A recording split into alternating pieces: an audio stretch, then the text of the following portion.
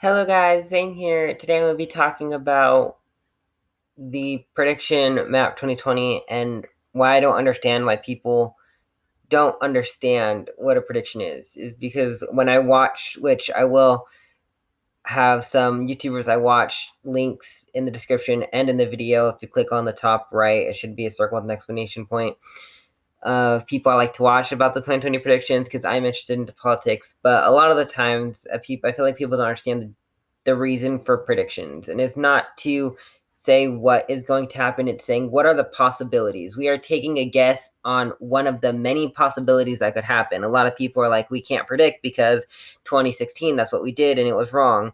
A prediction can be wrong, but it still is fine. I like to predict things. I like to guess. I like to take an educated guess based on the information I have present on what could happen. Now, I'm not saying a prediction has to be necessarily educated because a lot of people make predictions that aren't necessarily based on facts and based on biases or opinions. Yes, that is also true.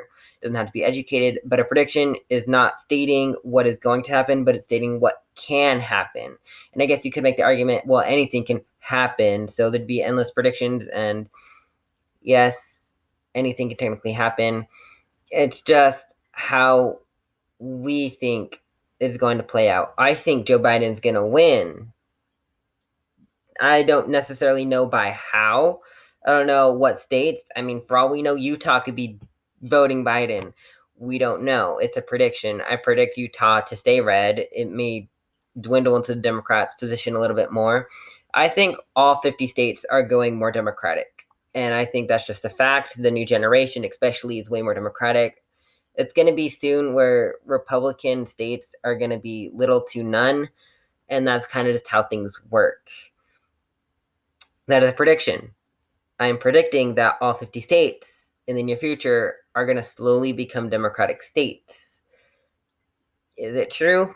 Maybe. I mean, we are seeing majority of the states like Montana, Kentucky, Georgia, Alabama, Texas, Arizona, Iowa, Ohio, they all are turning bluer. Of course, they were never blue to begin with, but they're becoming Democratic.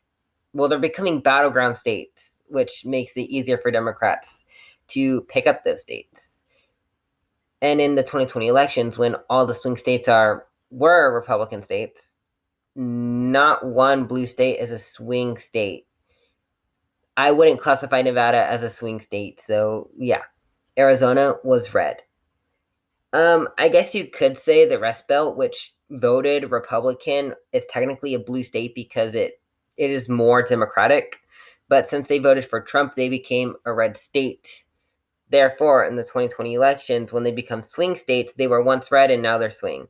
I go based on the past election to determine what color a state is. Of course, you could argue Florida, for instance, they'd vote Democrat and then Republican, then Democrat, then Republican, and they go back and forth, sometimes electing two Republicans and they elect two Democrats, and so on and so forth. But I'd still go based off of the last poll because that was the majority at that time. Of course, now I think Florida and all the states are going to be more Democratic because a lot of people, the 2020 elections, mainly people voted out of the two evils Trump because they thought we didn't really know what a Trump presidency was because it didn't exist. Now that we've actually experienced it, more people are going to be like, no, no. And they're going to probably go Joe Biden, which is why I think Joe Biden's going to win. Prediction, not fact.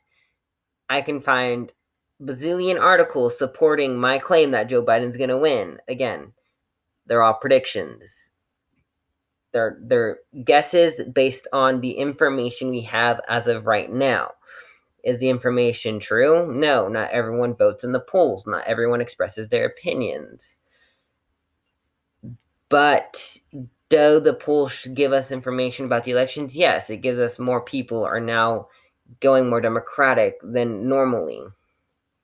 Hopefully, people start understanding why we do predictions, and to kind of just, if you don't think the predictions are right, you don't have to watch them. I watch them because they're fun, they're interesting. Not only do I get to see other people's point of views, because I do think even though a lot of them try to claim they are unbiased or they're just going off of facts that they do hold some truth into their opinions on political issues. And I do like talking about politics. I do like discussing it. I do like me and my friend, we tried to do a video on Zoom where we talked about political subjects because we are two totally different political parties. We are part of two different political parties. Out of the two parties I've been a part of, not one of them was Republican and not one of them was independent.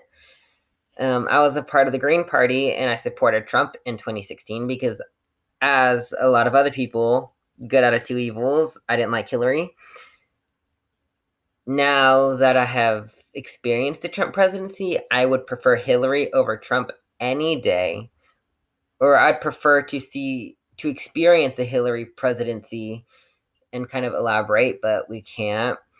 I'm going Joe Biden now, and I remember the reason why I became a Democrat was because if Trump did one more bad thing wrong on the news, I'm going to go Democrat because that's who hates Trump.